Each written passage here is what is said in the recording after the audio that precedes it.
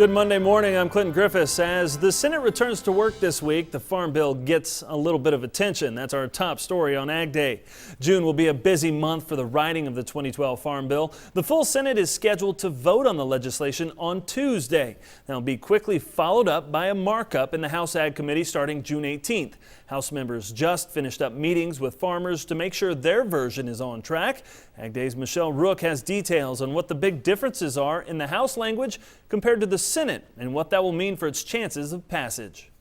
House Ag Committee ranking member Collin Peterson told farmers at his Farm Bill listening sessions that their version of the bill will contain a counter-cyclical program triggered by target prices. The Senate bill eliminated the provision due to high commodity prices, but Peterson told farmers markets always correct and they need a safety net beyond crop insurance with shallow loss. In the House, we're going to have a choice for target prices in order to get a bill that's supported. His committee is proposing target prices of $3.64 on corn, $5.50 on wheat, and $8.31 on soybeans, which would apply to 85% of acres, and a change in the name to reference prices. The other big difference in the House proposal is the amount of cuts. They'll have a $23 billion bill cut.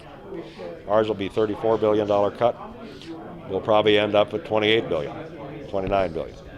At listening meetings in Nebraska, Congressman Adrian Smith told farmers while controversial, those additional cuts will come from food stamps. Realizing that we have limited resources and limited dollars, that speaks to the fact that the nutrition title needs some changes.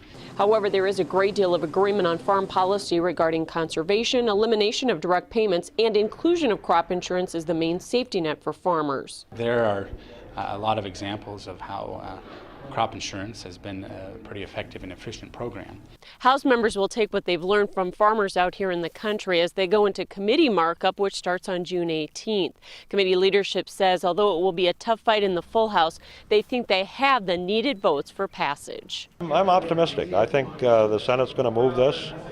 I think we're going to move it. I don't think it's going to take long to conference. Minnesota Congressman Tim Walz also serves on the committee and told farmers Peterson has the needed support in the House. And I do think he's got the votes on the floor to get this thing through. It's going to be, the fights about the amendments. That's democracy. That's fine. But at the end of the day, I think they'll get 218 at least that are reasonable enough to get her through. Walz says he's even confident they'll get the bill passed before the August recess and avoid an extension. I think it's almost imperative we have to, and I think there's enough members of the House, Republican and Democrat, that know if we don't get it done by then, it becomes very difficult. Difficult to avoid even deeper budget cuts in the bill and the politics involved in a lame duck session of Congress. I'm Michelle Rook reporting for Ag Day.